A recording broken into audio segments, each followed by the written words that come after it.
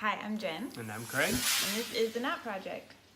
And so today we're going to talk about our marriage meltdown of busyness, specifically when life's pace is too fast.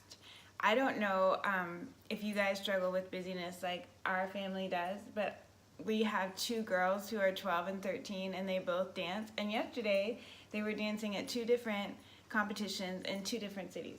And so it was just absolutely crazy and nuts. And this morning when I found out I had to do one more thing, I nearly burst into tears. So, and the cities weren't really that far apart, but right. Well, it wasn't like they were across state or anything. Yeah, but it kind of makes it even worse because then you feel like you can do everything, right? Instead of like if it was in Dallas, then there would have been no way, right? Right. But instead, we made a way. Okay, so we just want to talk about why busyness is harmful. Because sometimes it feels like, oh, the more I can do, the more I can experience, the more I can enjoy, but that causes problems too. Agreed. So why is busyness harmful? When do you rest? Right. When do you fill your tank? If you're constantly... You talk to the people. I know you're really talking to me. I was answering your question. It's making eye contact right. and having intimacy. But don't you want eye contact with your people?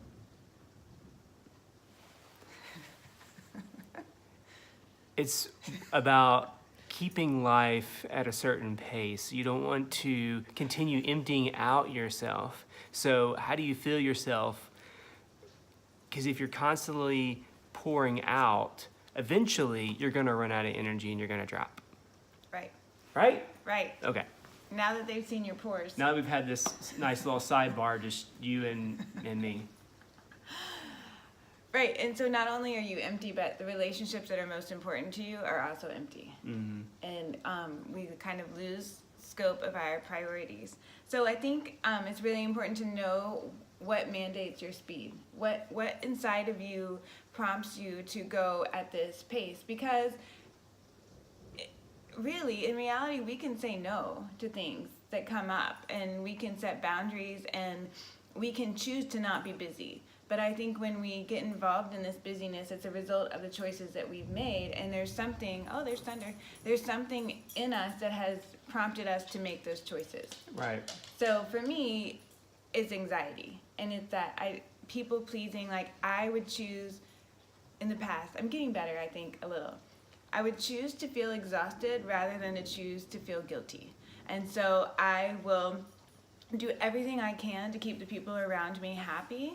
But what that ends up being is the people that are immediately around me are not happy because I am not happy, because I am exhausted. And I have nothing left to give to the people that live in the four walls of my house. And so I think that anxiety and asking and looking at what my works to determine my worth. Mm-hmm. And so I feel like the lie is, with the two lies, it's better to be exhausted than feel guilty. And the other lie is, if I do more, I will be more.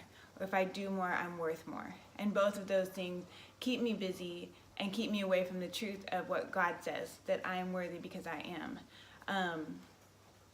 And that I often assume that people are going to feel one way. I make assumptions that they're going to not like me or think I'm, not worthy or not good enough.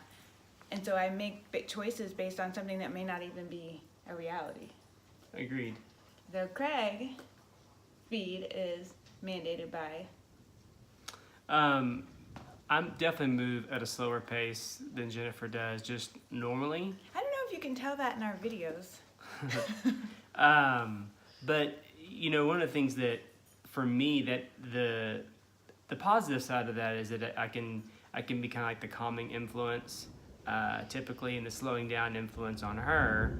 But in the extreme, what tends to happen is, I still have responsibilities, right? I still have a job, and I still have responsibilities at home and through other relationships I have, my friends. But what my tendency was historically was, if there was something that I needed to do that I did not feel like either I wanted to do or that I felt like I could do very well, I would procrastinate. The problem with that is, as most procrastinators know, is that those don't go away. Like, they just kind of pile up. And so what would happen is I'd get to the point where I had to do those things, or something bad was going to happen. Like me. Like, you know, a relationship or a responsibility at work or whatever. So I got stressed because I had all these things that I had neglected to do that got piled up at once. So what I've been doing is making a more concerted effort to prioritize properly, and maybe not like have to do all of one thing at one time, but just taking out major chunks a little bit at a time.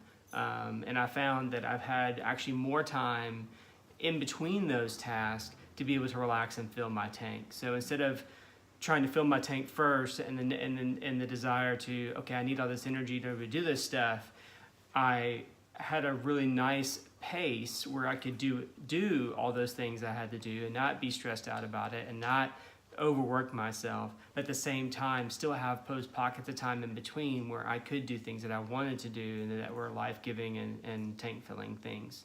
So that's kind of what go ahead. Yeah, no, I think that's really good. And so I'm thinking we had more to talk about today, but I think maybe we'll break this up into 2 parts.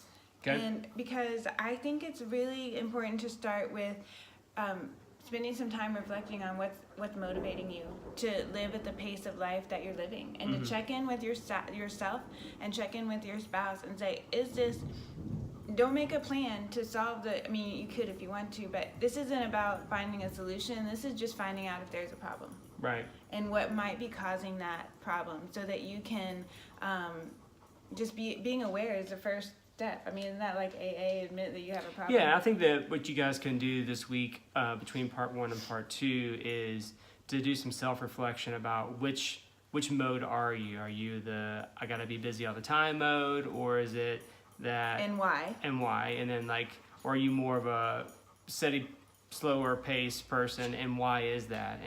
And talk to your spouse about that, because sometimes your spouse can see things that you don't see, or that you've just have gotten so used to it you can't see. Right. I think it'd be a good conversation to have between the two of you to find out what category you are, and then next week we can start talking about a bit more strategies about how you can kind of come towards each other in the middle.